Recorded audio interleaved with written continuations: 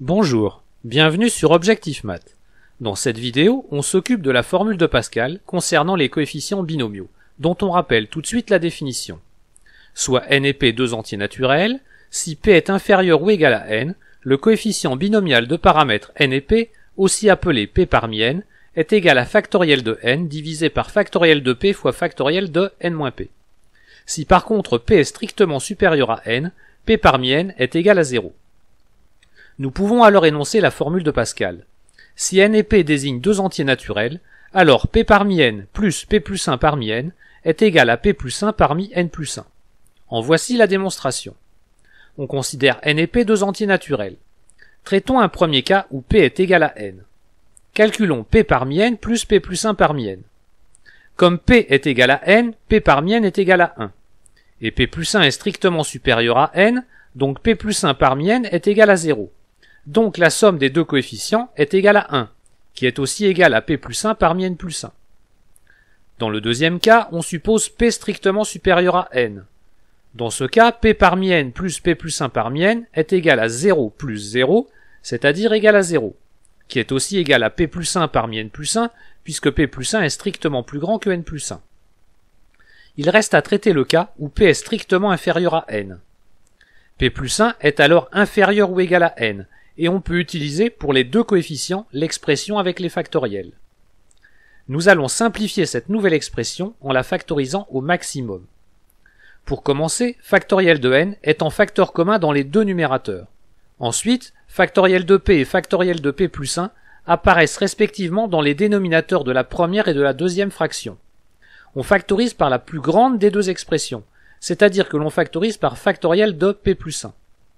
De la même façon, factoriel de n-p et factoriel de n-p-1 apparaissent respectivement dans les dénominateurs de la première et de la deuxième fraction. On factorise par la plus grande des deux expressions, c'est-à-dire que l'on factorise par factoriel de n-p. On termine alors la factorisation en multipliant le terme en facteur par p plus 1 pour retrouver la première fraction, et en multipliant le terme en facteur par n-p pour retrouver la deuxième fraction. L'avantage est que ce nouveau facteur est un entier. Il est donc immédiat à calculer, et il vaut n plus 1. En tenant compte du coefficient en facteur factoriel de n, on obtient le coefficient p plus 1 parmi n plus 1. Cette formule de Pascal permet de construire le triangle de Pascal. C'est un tableau dans lequel on range tous les coefficients binomiaux. On commence par remplir la première ligne, c'est-à-dire la ligne pour n égale à 0. 0 parmi 0 est égal à 1, et les autres coefficients de la ligne sont nuls, on ne les écrit pas. Passons à la deuxième ligne, celle correspondant à n égale 1. Le premier coefficient est égal à 0 parmi 1, c'est-à-dire égal à 1. Le coefficient suivant s'obtient grâce à la formule de Pascal. 1 parmi 1 est égal à 0 parmi 0, plus 1 parmi 0. Il est donc égal à 1. On peut obtenir de la même façon tous les autres coefficients de la ligne, mais ils sont tous nuls. Nous passons à la ligne suivante, et nous suivons la même démarche. Le premier coefficient est égal à 0 parmi 2, c'est-à-dire égal à 1. Le coefficient suivant s'obtient grâce à la formule de Pascal. 1 parmi 2 est égal à 0 parmi 1, plus 1 parmi 1. Il est donc égal à 2. Le coefficient suivant, 2 parmi 2, est égal à 1 parmi 1, plus 2 parmi 1. Il est donc égal à 1. Et les autres coefficients de la ligne sont nuls. Une dernière fois avec la ligne correspondant à n égale 3. Le premier coefficient est égal à 0 parmi 3, c'est-à-dire égal à 1. Le coefficient suivant, 1 parmi 3, est égal à 0 parmi 2 plus 1 parmi 2. Il est donc égal à 3. Le coefficient suivant, 2 parmi 3, est égal à 1 parmi 2 plus 2 parmi 2. Il est donc égal à 3. Le coefficient suivant, 3 parmi 3, est égal à 2 parmi 2 plus 3 parmi 2. Il est donc égal à 1. Et les autres coefficients de la ligne sont nuls.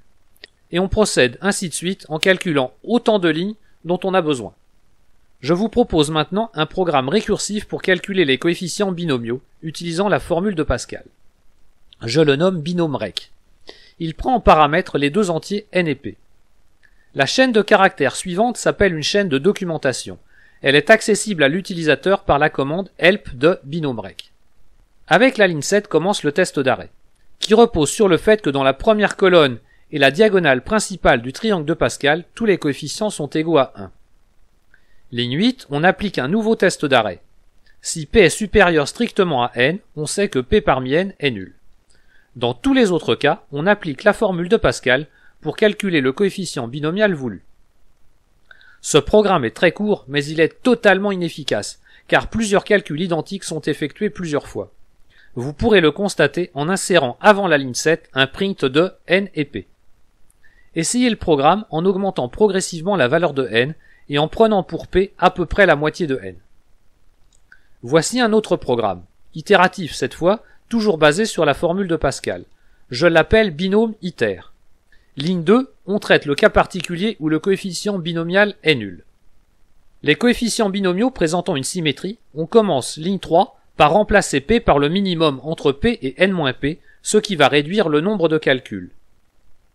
Dans la ligne 4, on initialise la première ligne du triangle de Pascal, que j'appelle LTP. Le premier coefficient est égal à 1 et tous les suivants sont nuls. Vous pouvez remarquer que la liste LTP ainsi créée a p plus 1 éléments. Le coefficient cherché sera à la fin du calcul le dernier coefficient de la liste.